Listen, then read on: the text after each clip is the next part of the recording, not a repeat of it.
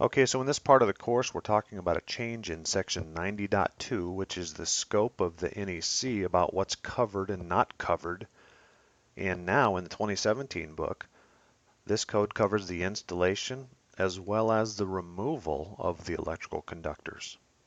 It's actually always covered the removal of electrical conductors in accordance with Article 590, but now the scope actually makes mention of it.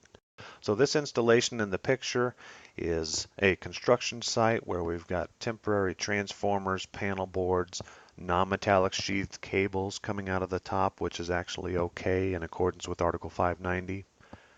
And here's a close-up of some of the cables. All of this stuff would have to come out when the job is complete.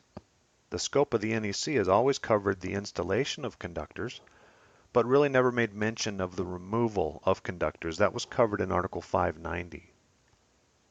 How about these lighting installations for above ceiling before the grid goes in?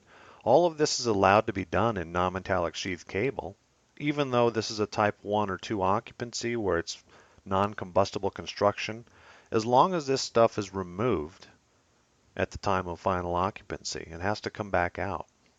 Even stuff like this, outdoor installations for a construction site, for temporary construction power, things like this. All of this is covered in Article 590 of the NEC. It says here during the period of construction, that temporary electric power and lighting installation that's allowed during the period of construction, remodeling, or maintenance.